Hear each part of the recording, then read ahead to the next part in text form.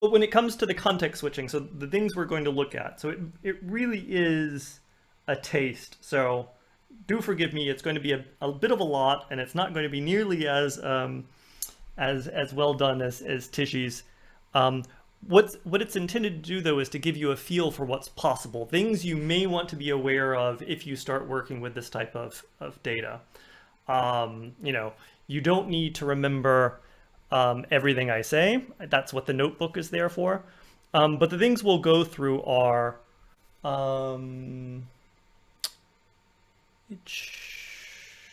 good question. I think it's recording. Yes, I see the recording's still running. So I guess we recorded the break as well. Gleb can edit that out. So the first thing is, you know, Tishy left us looking at this MRI stack, right? He had created an OME-ZAR and, you know, he was digging into it. And so now I'll show you other tools for looking at it. So we'll continue where he left off, but bring in kind of the command line ecosystem and a little bit of Python, all of which is taking place in Conda, just so you can get a feel for it. And in doing that, we'll look at the OME-ZAR library. So we're moving out of Java into Python. OME-ZAR is the Python library for doing all of this stuff. From there, we'll look at another method of creating your own OME-ZAR, bioformats to raw. It's a command line tool. It's, as far as I know, the most performant one. So it's built to do things, you know, built for making pipelines. So if you're, you know, if you have an entire repository of data that you want to convert, you probably don't want to go into Fiji and click and convert each image. You want something that you can run on a cluster. Others may know of other options for that, so feel free to bring them up. And then we'll kind of move into looking at S3. So everything that Tishy showed you just worked. You know, we kind of joked about the server not falling over. But that really is the trickiest part of all of this, is having good storage and knowing how to work with it and knowing the idiosyncrasies of your storage. So we'll talk about that a little bit. And then finally, we'll look at some other viewers. You know, again, so we looked at Fiji with the Mobi plugin, and then we'll look at a browser plugin for looking at the images, and a Python ecosystem, Napari, for looking at these. And I'll just say to, you know, all of this, I'm not the expert here. So Tishy clearly knew what he was doing quite well. I'll help the best I can, but this is really things, these are all tools for you all to go and explore with, and kind of maybe we can do some exploring together. Okay, I'm going to leave the presentation. The rest of the slides are just placeholders to kind of show you where we're going, and we're going to move to the notebook. So I'm running the notebook locally, which you can also do. The instructions were there for how to run Jupyter yourself, the pros and cons about using Jupyter as opposed to using the command line. Again, if you're not sure, speak up and we'll talk about whether or not you should be, you know, running these things yourself, and maybe we can even talk offline. Okay. So there are 0 through 7 bullet points, headings in this notebook that we're going to be going through. The first couple of them are bookkeeping.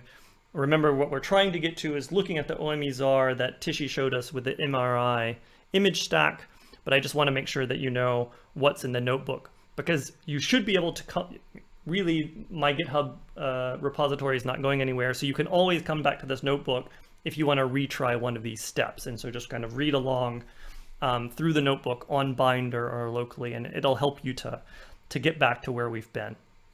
Okay, first is just a list of all the libraries that would have been installed if Conda were working for everyone. You don't need all of these at the same time, but for everything we're going to show you on all of them, and I'll try to tell you which ones we're looking at as we go through. And for anyone who's not used Jupyter Notebooks before, it's really a way of recording inputs and outputs that you could also do at the console. So some of the steps that we get to, I will switch over to a console like this, and I'll type in Napari, and a GUI will pop up. You know, so there are some things that you just have to do at the console, but you kind of lose the context of what's going on. So I've recorded all of that in the notebook. And each of these is stored here as a cell. So this is an input cell, and I'm when they start with the exclamation point, that's running a shell command. If you don't put the exclamation point, then it's a Python command. And then underneath you see what was output by that command. And then there's various comments that I've added throughout the document to help explaining what's going on. So I'm in this directory, which is the one that any of you who wanted to download it from GitHub. There's a binder directory, which is what my binder uses to install all of this for you. And these are all the packages. So this environment file really will get you back to today if you ever want to get started in the Python ecosystem. Of course, your mileage may vary. All right. So finally, let's get back to data. So that was our about 30-minute break of trying to switch contexts. So everything that Tishy showed you that he did manually can be redone with this macro. So this is an ImageJ macro that would produce this data set. I've put the OME-ZAR file that Tishy created into GitHub. So if you download it from GitHub, there is this MRI OME-ZAR, which you can use for any of the steps we're going to look at. And I've also put it on S3 so we can test it there. So we'll be looking at this more and more as we go through, as along with a couple other data sets. Tishy mentioned a good deal of this, so I'm not going to go through all of these steps. In general, with ZARs, as Tishy mentioned, all of the important metadata is stored in .z files. There can be many, many of them. A couple that Tishy didn't show you is the Z group file, which usually is pretty empty. It just says, what version of ZAR are we using? Currently, we're using this ZAR version 2. Probably in the course of this year, we'll be moving to ZAR version 3. It's just something to be aware of, as you kind of migrate your data. Again, if you're going to have a lot of data that you've uploaded to the cloud, you'll need to be aware of these transitions in time. Tishy walked you through the Z attributes, the top level Z attributes that was on this group. My way of thinking about it is a ZAR file set is really a way to structure a hierarchy of annotated matrices, right? That's the entirety of the ZAR model, and you can store any matrices that you have, as many dimensional as you want, and you can have a whole tree of them. But that really has nothing to do with an image. So what we're working on with this OME-NGFF kind of community process is trying to decide what turns just a set of matrices into something we consider an image. And all of that gets captured in these metadata files. And kind of the nice thing about it that drew me to ZAR itself is that it's all very open. It's in our experience with OME and with bioformats over the years, it has been a major engineering process to try to figure out what's going on in image files. Take person years of work, and maybe it's even decades of work doing this. Whereas here you kind of, you double click on the file that Tishy was showing you, and you can see what the file is telling you. So we're trying to be as open and simple and transparent as possible. And hopefully that will keep the data alive for as long as possible. We want the data to be archived and accessible. And for that, we really need to rethink how we're storing it. There are a couple other files in here. The attributes down at the array level, so on a single matrices, currently aren't too complicated. They just tell you what are the dimensions. Tishy asked, is it XYZ? Is it ZYX? Well, if you're wondering that, you go into the file and you ask the metadata, what are the dimensions? So there's an easy way to look it up. And then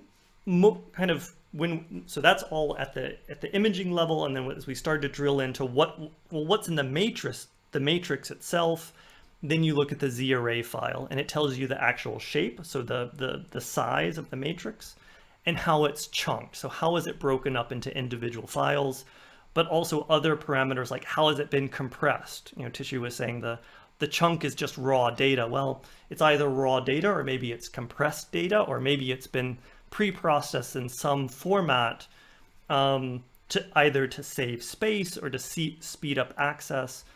And then you need to go into this metadata file, which again is just transparent JSON, to figure out, okay, exactly how was it written down. And as a community, we want to make sure that that's there, that is standardized so that someone coming from Java or from Python or from any language will always be able to read the chunks in the same way. And then, right, so I mean, this is just kind of a textual representation of the same thing that Tishy showed you, and he went through what each of the levels of the tree mean. So you have the different resolution levels, and then Z and Y and X. And a single one of the chunks in this data set is right at 150K. It's a very small data set. But that's your choice as a user based on the chunk size that you choose here. So here it's 128 by 128 in the XY plane, and then 616 Z slices. You get to choose how big each of your chunks is. And there's a trade-off. Do you want, which really comes down to how you're going to view your data. Are you viewing it in 2D or 3D? And how various applications work with it. So we haven't solved all of those problems. Those problems remain, but we've given you tools to so as you're setting up your data, you can make those choices. Another thing, so a new realm of choice that you need to consider when doing this is how much parallelization you want to get. The fact is, all of these are separate files, and they will be read in parallel by processes. That's the great benefit of S3, is reading a lot of things from the object storage in separate threads, but there's also a cost to that. So then you end up with many files. So I think in the worst case, I had something like 14 million files for a single image, and you have to trade off the speed of your access versus how many files. So again, it's just something you have to think about when working with this data. Before we move into conversion, any thoughts or questions? I'll check the chat real quick. All right, and no one's having problems if they're still trying with binder or conda. I guess the whole point of, I didn't even do this, so far all of these have been pretty boring. The whole point of this, of Jupyter, for anyone who doesn't know, is that you can execute these either by clicking run, but it just prints out the same thing that was already there, or you can hit Shift Enter. And in just a second, as we do the conversions, that'll get more interesting. All right, so in my mind, well, when I'm creating OME-ZARs for publication, I'm typically always using using bioformats to raw. It was published a couple of years ago on ImageSC by Glencoe Software. They actually also use it as a way to get to OME-TIFF. So the OME-TIFF file format's not going away. So if it's interesting to you, we can talk about it. TIFF is a more widely accepted format at the moment. The hope is eventually to get to the point, though, where the NGFF files are as equally as accepted and openable by clients. So that's kind of the, but if you need to, you could support both of those for the moment. So there's this, if you've run Condor, if you're in Binder, then there's a bioformats to raw executable. You can just run that. And then you get an output of all of the different commands that go along with it. Most of them are of the form, how do I want to structure the data so that when I publish it to the world, it will be very usable. You can change the dimension order, you can change how many resolution levels, how deep your pyramid is, choose the chunk size. All of those things are up to you, unfortunately, as a user. So it's just something to be aware of. We won't really dive into many of those today unless anyone has a question. And just for the purposes of keeping this notebook rerunnable, I have to delete the output that we're about to create. In the GitHub repository, I've added a very, very small file from the IDR. I don't have it open right now. I think it's open at the top of the notebook. Sorry for zooming up on all of you. Oh, it must have got rearranged as I was redoing this. I can show you the image on IDR, or someone can paste the link in just a second. And then you can run bioformats. As I said, so to make all this easily shareable with you and that it runs quickly, it's all very small. So it's already over, it took about half a second. If you're running a very large file, this can take hours, or I guess worst case scenario, it could take days. And you'll see it printing out each level of the pyramid. And it'll give you an estimate for how long it's going to take. And it's, your mileage will vary, and it's something you will need to build into your publication pipelines. You're generating a new version of your data, and you'll need to plan for time to do that. Right. Yep. Getting back to this, do you know like how that behaves when it wants to convert a really big file? So will it be very memory efficient, or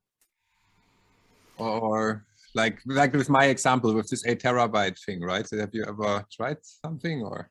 Yeah, so I mean, the main parameter for figuring out is it going to ruin your machine is how many simultaneous threads do you want to generate data, and each of them will open a separate bioformats reader. Mm-hmm. But it will do it in the order I think that makes most sense for if your data is stored plane-wise, it's going to load it plane-wise. So I think there would be a bioformats reader per plane. And so if 8 planes doesn't overwhelm your local memory, then you should be fine. Okay, and then it will release the memory, hopefully, again when it exactly goes. So again, so as Tishy said, so we always assume these things work, but they're edge cases. And so if someone tries this out with what do I know, a 16 terabyte data set, and it falls over, don't just don't just grumble privately, grumble loudly and publicly, and we'll do what we can to fix it. So okay. But as far as I know, there are no leaks, and cool. Give it a try. Good. So we've looked at,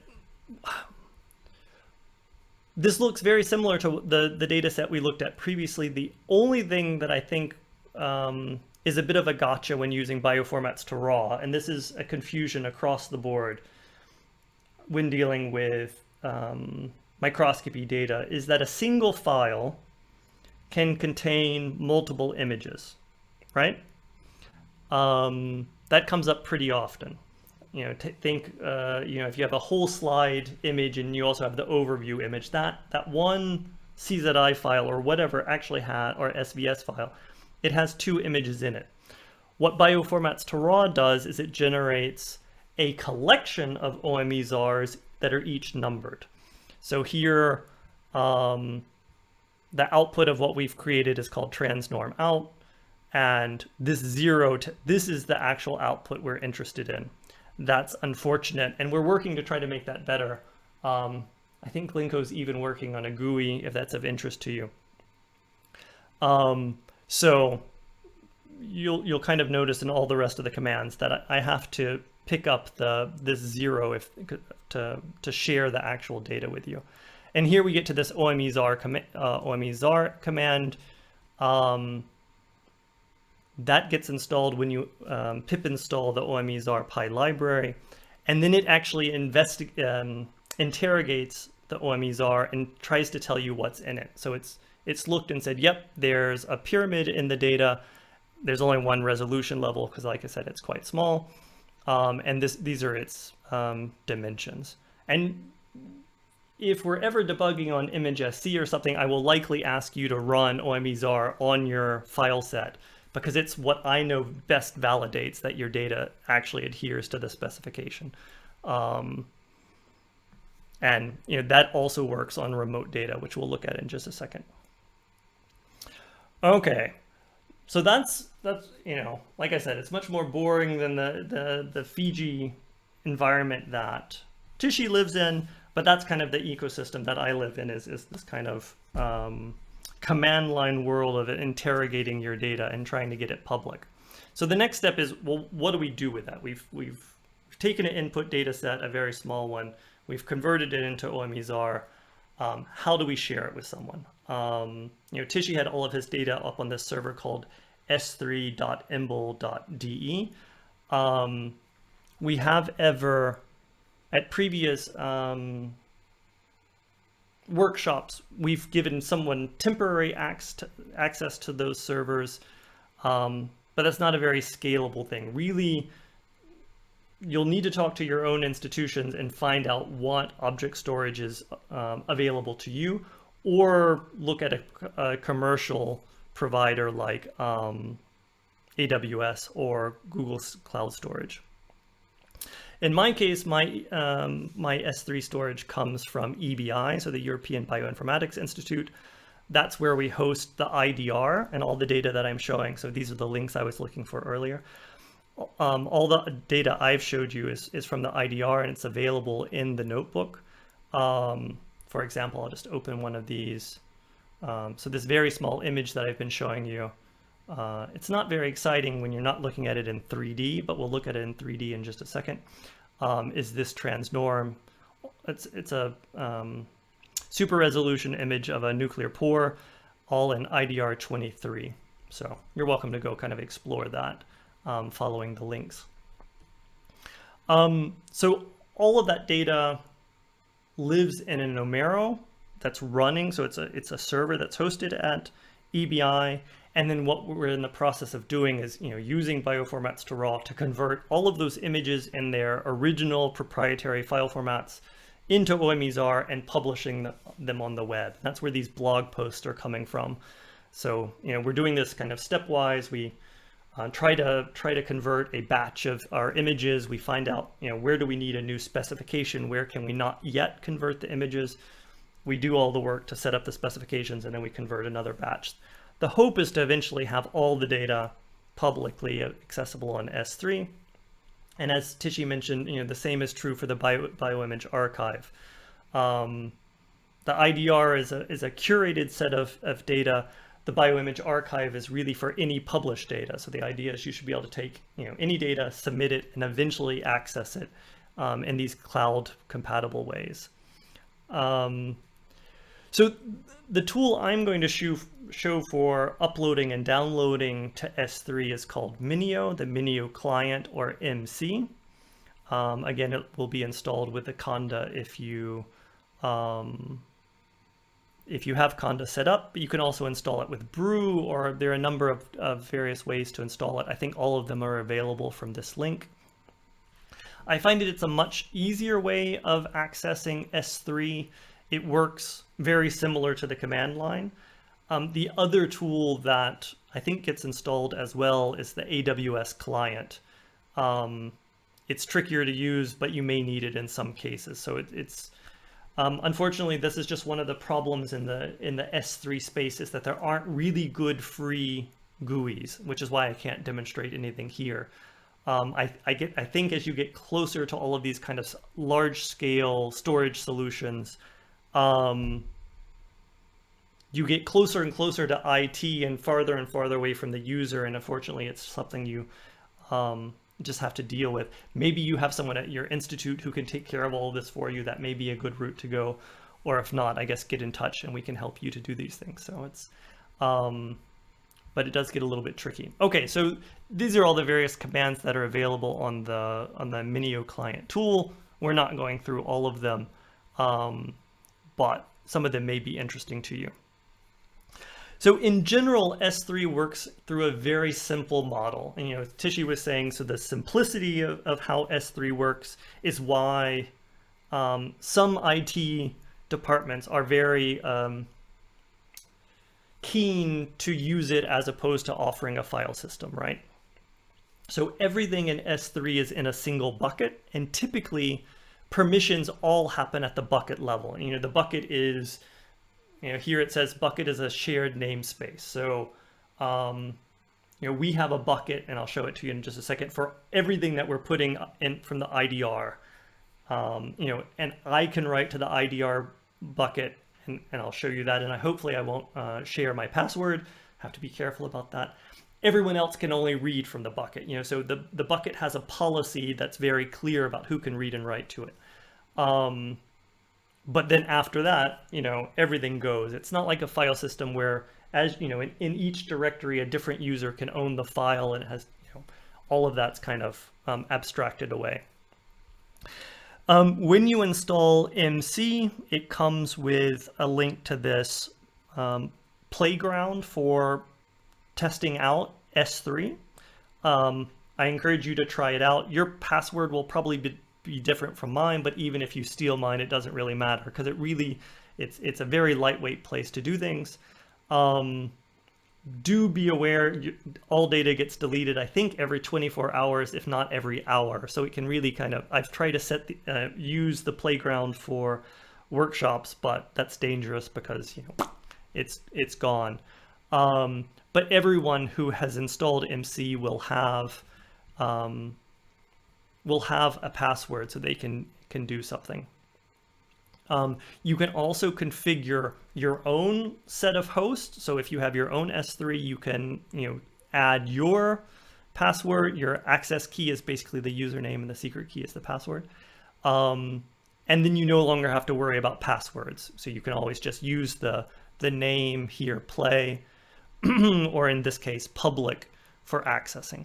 So here I'm setting up a new host called public.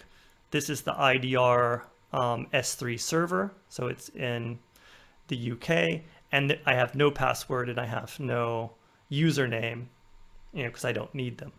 So that gets configured fine, and then I can see what data is available in this bucket. So here's the bucket is, so this is the name of the server connection, IDR is the bucket, and then you have just basically directories that you can work on. And so I set one up for all of you. This is the image that we were looking at above. 1885619 is the ID and, excuse me, in the IDR. But you're welcome to get rid of that, and you can print out everything that's in the bucket. So here's our MRI image. You can either download it, or in a minute I'll show you how to open that remotely. There's another larger image. It's only in the megabyte range. I didn't upload anything in the gigabyte range. But there's also much more data in the IDR that if you want to go, sorry, you know, so you can go off to see, you know, actually each of these is an entire high content screening plate, I think, of data. So you can get to gigabytes, probably terabytes of data at this point. So feel free to play around with that. So the process of getting, if you want to get any of that, you use the copy command. Here I'm just copying the original TIFF file. So I'll run it. It works quite simply. If you're going to try to download a full directory, use -R. If you, I guess you're welcome to try to download the entire IDR bucket. It will succeed eventually, but your hard drive will probably fill up. And if I do that in Binder, they'll probably kick me off pretty quickly. So anyway, so yeah, so I've downloaded this 2 megabyte file, and that's available for me to do something with now. And I think previously, here's where I would transform it, and I would upload it, and I would do all that. But we've already looked at how to do the transformation. So how do I publish it? It's really the same thing. It's the same command, copy. And now it's a directory. Critically, the ZAR is a directory, not a single file, so I needed to use recursive. And as I mentioned earlier, I'm now copying just that last Z directory, and then I'm moving it to the server and calling it transnorm OME-ZAR.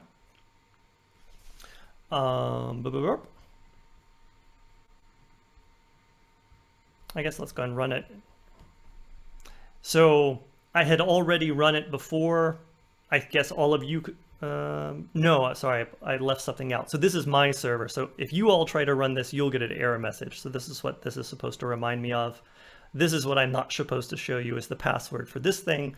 I call my private access to the server UK1. If you have your own server, you can upload it, or you can change that to play and try uploading it to the play server. And it looks like that's working. So my bucket is still there. It didn't get deleted. You know, really, if you have a server, you should have access to it. It's your business. So I do encourage you to give it a go if you have S3 that you can access somewhere, or try out the play. Okay, so now we have published an image to the web. So we're to the point that Moby could open it, anyone in the world could open it. And now we'll look at it in two separate servers, or two separate clients, sorry. So one is called Vizar. So I will paste the link for all of you if you want to open it. It doesn't look very exciting because, like I said, this is it's 3D data, but we will swap and look at it in Napari now. I have some other images to look at in Vizar that are more exciting. So let's go to, I need to copy again just the S3 part of this. So I don't want any of this V star stuff. And I will, it really should be as easy as opening it in the browser as opening it in Moby. So that one URL becomes your common way of, sharing your data. And we try to work really hard that it all works identically. So again, here's the unexciting view of this nuclear pore. But if I click here, then it goes to turn on 3D mode, and then I kind of get, a more exciting view of kind of what Tishy was showing in Moby. I don't know. Are you on another? Where's the 3D mode? Oh my goodness. I didn't share the whole. That means you guys didn't see one. Oh my goodness. I think you only shared. Apologies. Let me reshare. My whole big desktop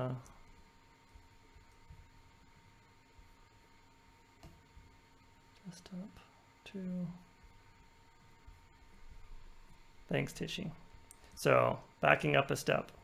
So I typed in this, which is pretty straightforward. It's just Napari in the URL. Tishy, I guess you can see it now, right? Napari loaded like this, which is the unexciting 2D version. And then if I go into 3D and I zoom out a little bit, then I can see the whole nuclear pore finally. So this is the first time we've seen, you can kind of look all the way through it. I guess other kind of important, what's the word? Take homes is the fact that at least when it comes to Napari, you're in a scripting environment. So you have the entire view or the entire state of this application you have at your hand. And like I said, I'm not the best at doing this, but you have the various layers that you can access. Those are here. And for anyone who knows Dask, so if you're doing parallel processing in Python, you will probably want to use Dask. You have a Dask array, which means it goes off and it loads all the data in parallel, and it does it lazily, kind of all the things that Tishy was showing you with Moby as well. So that was all happening via Big Data Viewer and mglib, and in Napari that takes place with Dask. But if you want, you can then tell it, well, just give me the array of data. That shouldn't take too terribly long. And you can, you can finally get to your actual pixel values that you can, write your own algorithm with. And there are a number of Napari plugins that then, from this point, since they have this data structure in hand, they can then either segment the images or do some of the correlations for multimodal data that Tishy was showing you, but I won't dive into any of that. Josh? Yep. Just if you know, it is like how would one get there at the different resolution layers? Is that somehow, or I don't know. Yeah. So let me. Layers. I know. No. Yeah. So this data would be a pyramid if it had more than one. Okay. More than one pyramidal level. An index in an array, or? Yeah. So you would end up doing something like that. Okay, so maybe the first index is the resolution. Yeah. Okay. Mm-hmm. Okay, we can look at bigger data for, so look at something more interesting.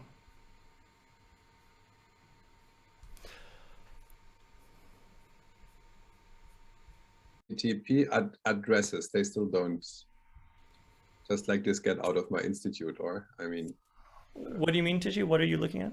no, with Minio. Let's say I put Minio on my laptop, right? Yeah, then you have to have a public DNS entry for your laptop to make it accessible. Okay, so because otherwise, okay. Yeah, you're right. I mean, that's the next step is, just running a server lets you test it kind of locally, but getting that to the world really takes, yeah, it takes an IT department. So Okay. don't underestimate that. Yeah.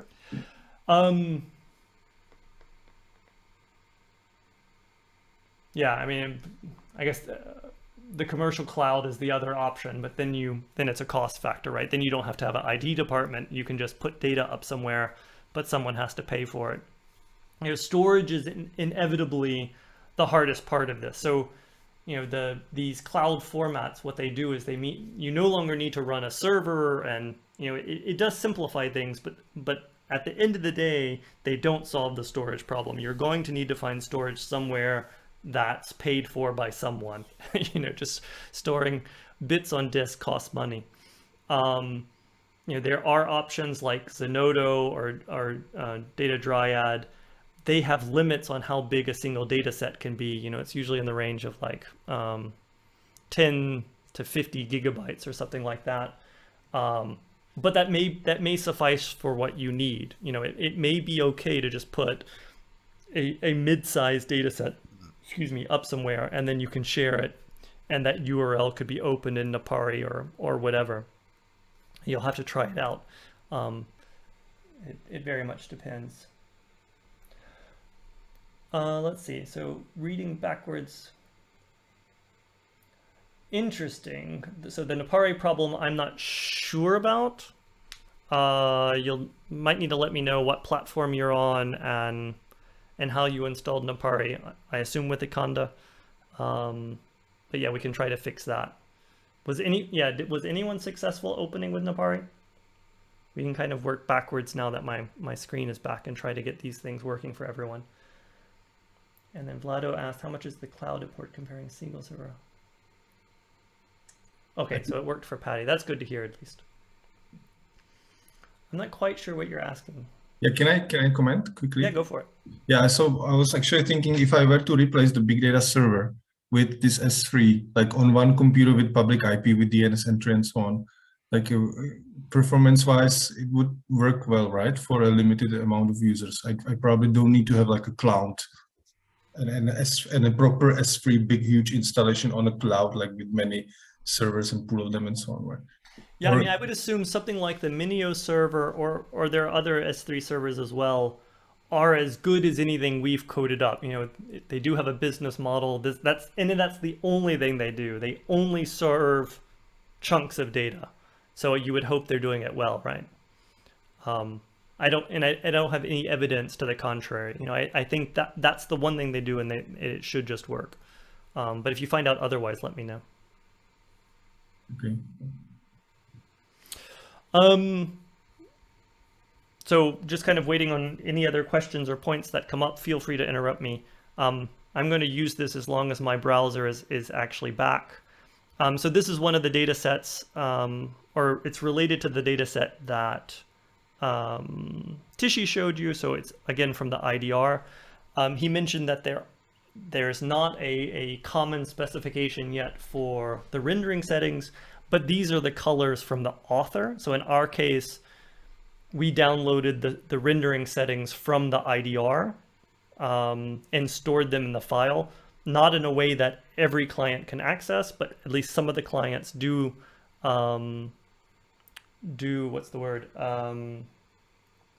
acknowledge the IDR or the Omero specific rendering settings, but we need to move that to a place where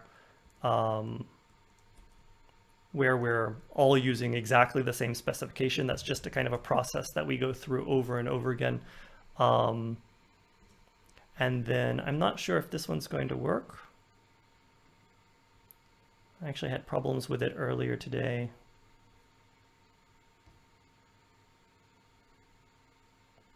But that one seemed. All right, so let's do So this is the copy that I uploaded to our GBI 2022 directory, which you can use as well. Let's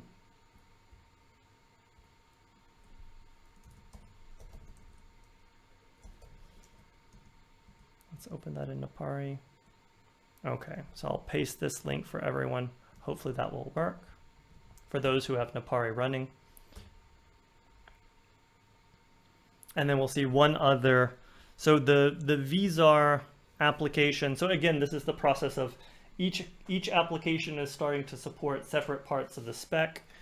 In Vizar, we don't yet have the labels, as Tishy showed in I think, no, it didn't show it in Mobi, so that's in a different example.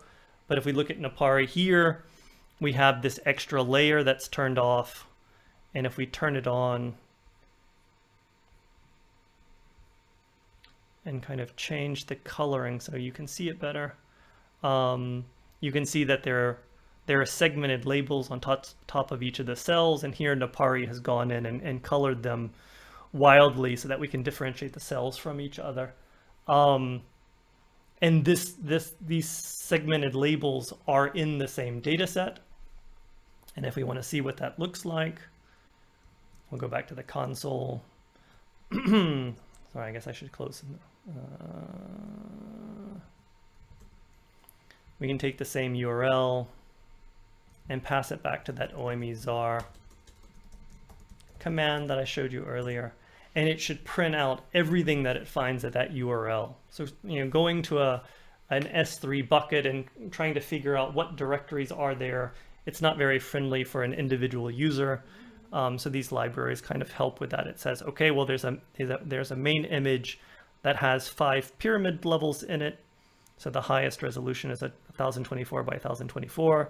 And then there's a labeled image stored down here underneath that has basically the same, I think identically the same dimensions. And that's what's getting visualized here. And I can turn off the other layers and see just the labels. If I try to zoom out. And here's something that often goes sideways with Napari. I'll try it out, is then to switch to 3D mode. And I'll cross my fingers.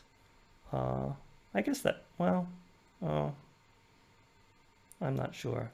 No, I'm getting all kinds of errors in the background.